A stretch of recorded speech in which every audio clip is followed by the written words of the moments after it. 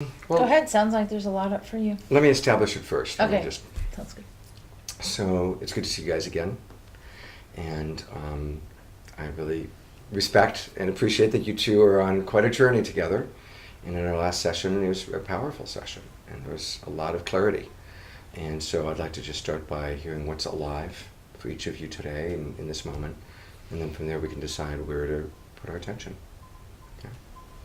Great. That sounds Yeah. good. That sounds good. Either of you care to go first? Sounds like you have some stuff.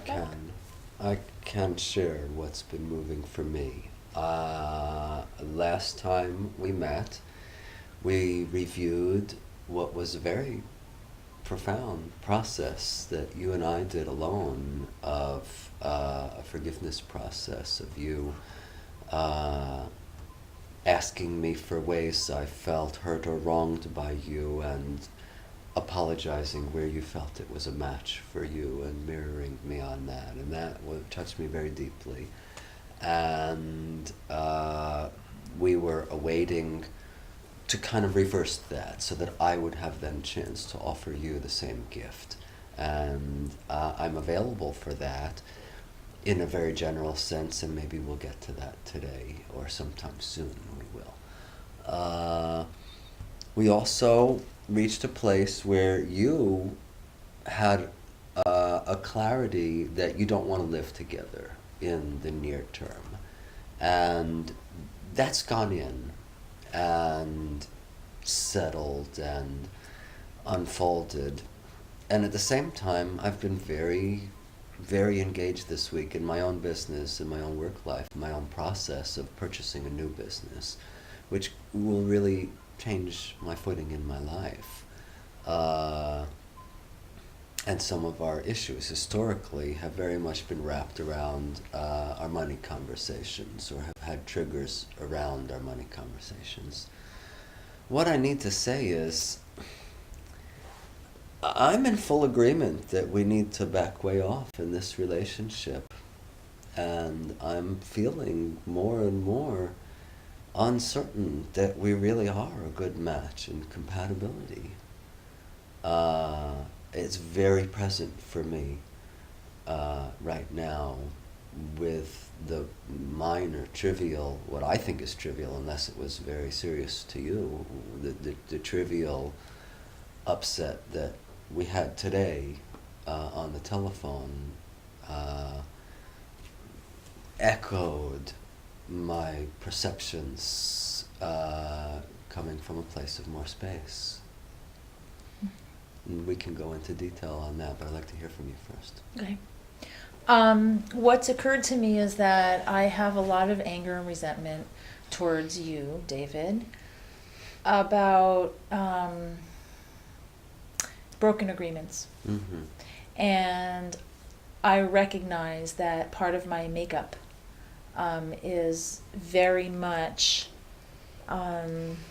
tuned into keep making agreements, keeping them, or renegotiating them. And another piece that I don't think you recognize is, I'm not saying like that you're, oh no, just that you may not be aware of. I'm telling myself that he might not be aware. Right.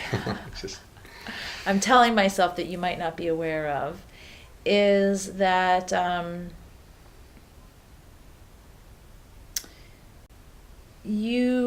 there's things that how I hear what you're saying sometimes feels belittling or trivializing my needs.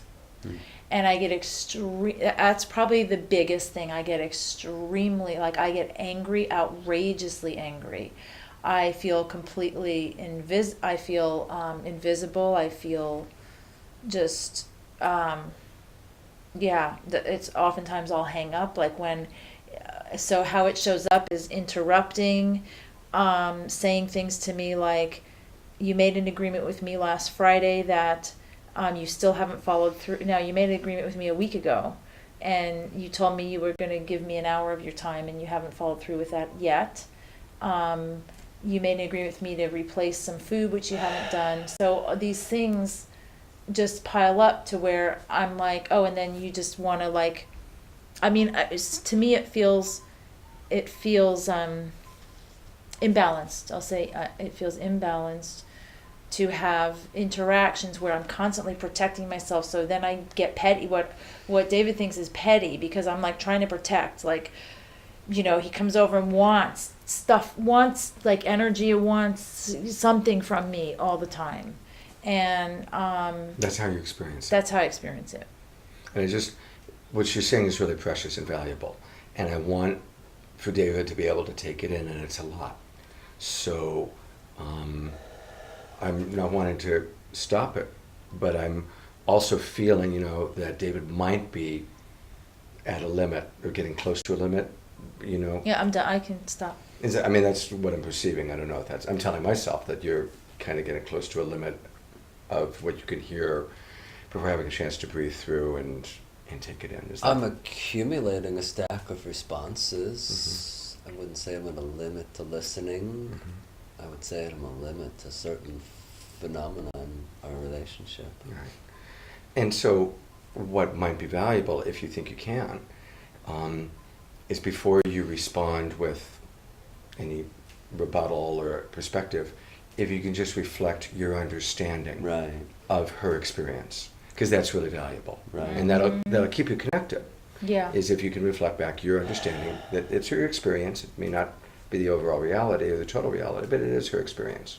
I hear that. Okay. So, Karen, I hear you saying that you experience me as trivializing your precious needs and things which are important to you, that you experience me as not fulfilling agreements, and you experience me as needing and demanding things from you in a way that you're uncomfortable with. I don't know how I could probably describe that with more detailed terms. But uncomfortable, certainly. And help me if there's more that I'm not remembering. She's angry. If you You're just acknowledge the angry. anger. You're extremely angry. When you experience me in these ways, your response to that is to become livid with anger towards me. Mm-hmm.